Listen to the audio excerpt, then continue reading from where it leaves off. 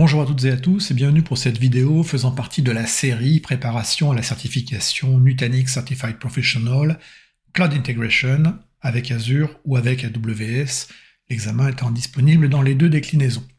Dans cette vidéo, en fait, je vais vous parler du portail NC2, appelé également portail NCM, appelé également console NC2. Il y a différents noms, mais à la fin, c'est la même chose. Donc, on va lui donner son nom officiel, MCM, donc portail Multi-Cloud Management, mais qu'on retrouve le plus communément appelé portail NC2 ou console NC2. Donc on va sur sur ce site qui est donc une solution SaaS hébergée et gérée par Nutanix. On y va par l'URL qui est https://cloud.nutanix.com, donc URL à connaître bien entendu pour l'examen, puis à connaître si vous faites du NC2. Ça va servir finalement de point de départ en fait pour gérer vos environnements multi-cloud dans Azure, dans AWS, et probablement d'ici dans les prochaines années sur d'autres fournisseurs de cloud public. Donc c'est un portail qui va fournir effectivement une interface dans un navigateur, mais il expose également des API REST, et donc on peut également piloter avec du code programmatique, des lignes de commande cœur, ou intégrer ça dans du codec du Python ou d'autres langages, et donc on peut appeler finalement les opérations qui sont faites dans ce portail de manière programmatique. Là, pour le coup, on va plutôt regarder, et pour l'examen, on a juste besoin de savoir l'URL et globalement ce qui se passe dans ce portail et ce qu'on y fait. Donc, depuis ce portail NC2, on va attaquer ou piloter des clusters Nutanix, et donc faire des opérations, ou le portail plutôt va faire des opérations dans AWS. Alors, depuis le portail NC2, on va pouvoir ouvrir une console AWS, et puis le portail va également être capable, le portail et son backend, d'appeler les API natives d'AWS. Même chose, le portail NC2 va pouvoir appeler les API natives d'Azure, donc les API ARM, Azure Resource Manager. Donc c'est le point de démarrage de tous les déploiements NC2. On ne peut pas outrepasser, entre guillemets, le portail NC2. On doit passer par ce point de connexion, parce que c'est là où on va faire la liaison entre ce service Nutanix et les environnements cloud AWS et Azure. C'est ici où on va faire le provisioning du cluster, on va changer et gérer son cycle de vie du point de vue, on va dire, du hardware, principalement.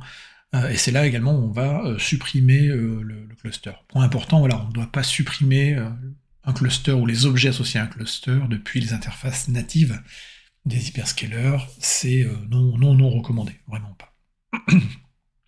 Ensuite, en fonction des hyperscalers, il y aura des fonctions qui seront disponibles ou pas, qui seront spécifiquement disponibles dans ce portail. Donc je pense notamment à l'hibernation, à la sortie d'hibernation pour les clusters NC2 dans AWS. Et puis plus généralement, pour surveiller finalement quelles sont les opérations qui ont été faites sur le cluster, quelles sont les alertes qu'on peut avoir sur un cluster, quelle est la mesure de l'usage du cluster également, ça va se faire depuis ce portail NC2. Voilà. Donc il y a un peu de terminologie à connaître dans l'usage quotidien et dans la certification. Donc la notion de cloud account, c'est ce qui va matérialiser finalement les relations, les connexions vers soit des accounts AWS, soit des subscriptions Azure, des abonnements Azure.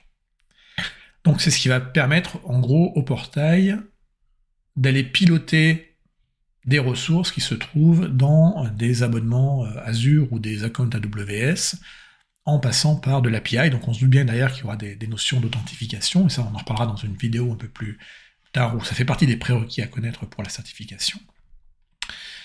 Ensuite, on va avoir la notion d'authentification et de airbag. Donc authentification, c'est comment je me connecte à mon environnement, à mon portail NC2.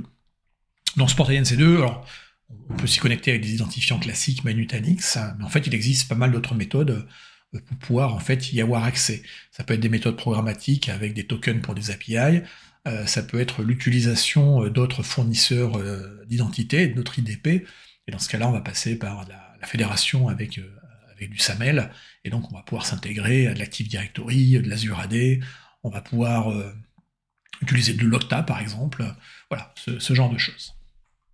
Donc ça, c'est la partie authentification. Donc, plusieurs méthodes sont disponibles.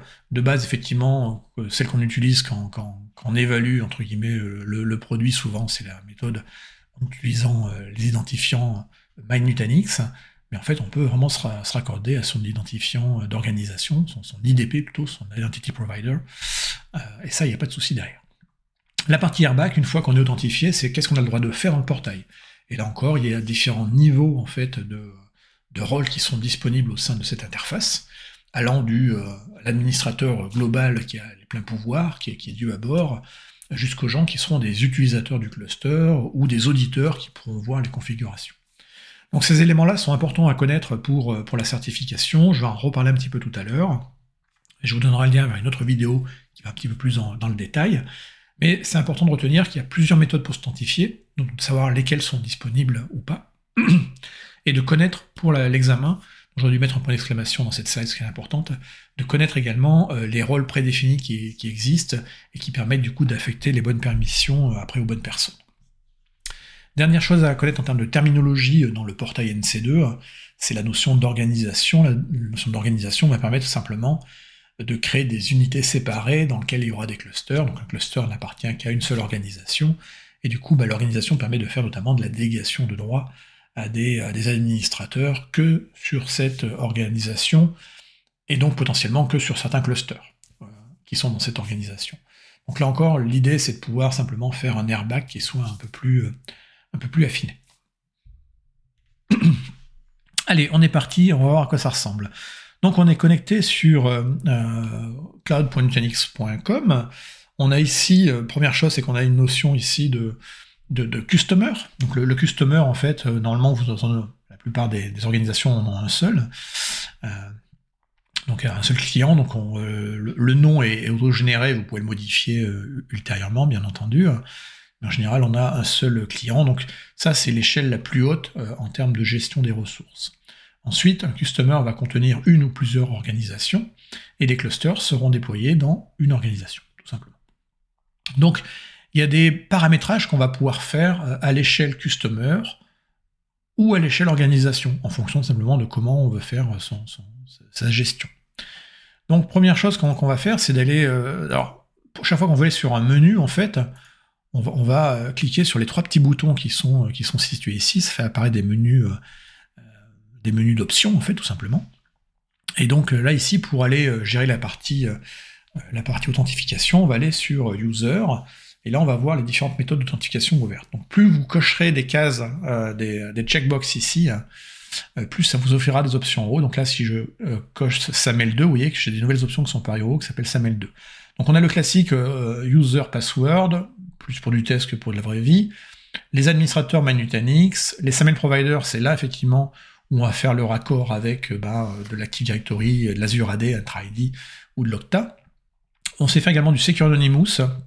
Le Secure Anonymous est assez intéressante comme option, car elle permet, en fait... Alors, hop, je vais revenir dessus. J'étais là, voilà. Le Secure Anonymous, en fait, permet de donner une URL qui contient un jeton derrière ou de la partager à une personne ou à des personnes. Et donc ces personnes auront juste besoin de l'URL pour arriver directement authentifiées sur le portail avec les droits qu'on leur aura donnés derrière. Donc ça, c'est assez intéressant.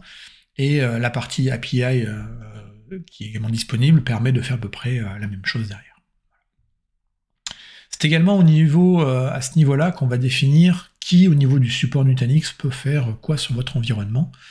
Et donc c'est ici, on va dire si on donne un accès complet, pas d'accès, et c'est là où on va rajouter le personnel Nutanix qui sera autorisé à intervenir dans un cas de dépannage auprès du support, tout simplement. Voilà. Donc ça, c'est la partie, c'est ici que va se gérer au niveau customer les users et l'authentification. Donc ensuite, on peut créer des organisations, vous voyez ça comme des folders, hein, simplement. Donc là, j'ai créé une organisation qui s'appelle stan.org, tout simplement. Et au niveau de l'organisation, je vais pouvoir définir, par exemple, un cloud account. Donc là, j'ai connecté déjà cette organisation-là avec un environnement Azure et un environnement AWS. Donc chaque fois qu'on va vouloir créer en fait un account, et ça fait partie des choses qu'on verra plus dans le détail dans les autres vidéos, en fonction de si vous faites l'examen côté Azure ou côté AWS. Mais en gros, c'est par l'ajout d'un cloud account qu'on fait la liaison entre le portail NC2, NCM et l'environnement qui va derrière. Voilà.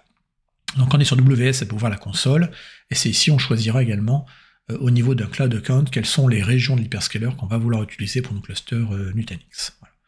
Donc ça c'est AWS. Quand on met sur Azure, et ben on voit que les informations ne sont pas tout à fait les mêmes. Donc pour l'instant je ne vais pas rentrer en détail, ce sera l'objet d'une autre vidéo, mais clairement les informations demandées ne sont pas les mêmes, la méthode n'est pas tout à fait la même. Et point très important, ici c'est cette colonne qui s'appelle Active et Status, qu'il est super important de connaître, parce que typiquement il y aura des questions à l'examen là-dessus. Donc le statut en gros c'est R pour Ready, U pour Not Available, Unavailable. Donc en gros quand c'est vert et avec un R c'est que tout va bien. Quand il y a un U et que c'est rouge, ça veut dire qu'il y a un problème de connexion entre le portail NC2 et l'environnement cloud AWS ou Azure. Et donc là, ça peut dépendre de plein de facteurs. Ça peut être des secrets qui ont expiré côté Azure, ça peut être des droits ou des rôles plutôt qui ont été supprimés côté AWS. Donc là, c'est important de savoir effectivement à quoi servent ces indicateurs. Et il y a des questions à l'examen là-dessus. La notion d'active ou désactive, en gros, un compte peut être actif, et donc s'il est actif, on va pouvoir déployer des clusters dessus, en utilisant ce cloud account. Si on veut désactiver un account, il faudra dans ce cas-là qu'il n'y ait plus aucune ressource cluster associée derrière, et on peut le désactiver pour le réactiver par la suite, tout simplement. Et bien entendu, le désactiver correspond à une suppression de count après.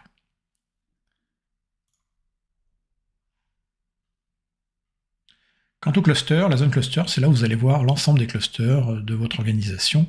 Et là, vous avez un simple assistant qui va vous guider, et ça, on verra cet assistant un petit peu plus tard. Il existe également en haut des zones liées à l'ensemble des tâches que vous avez pu faire, comme créer un cluster ou le supprimer, et également une zone liée aux notifications, c'est là où on va vous remonter les problèmes s'il y en a. Je parlerai également d'audit, mais ce sera un peu plus tard dans une autre vidéo. Mais globalement, retenez effectivement ici, depuis le portail, on gère la notion effectivement d'authentification et après d'autorisation. On a différents types d'authentification, et après connaître la notion d'organisation. L'organisation, vous voyez ça comme un folder pour regrouper des clusters et faire de la délégation de droits dessus, tout simplement.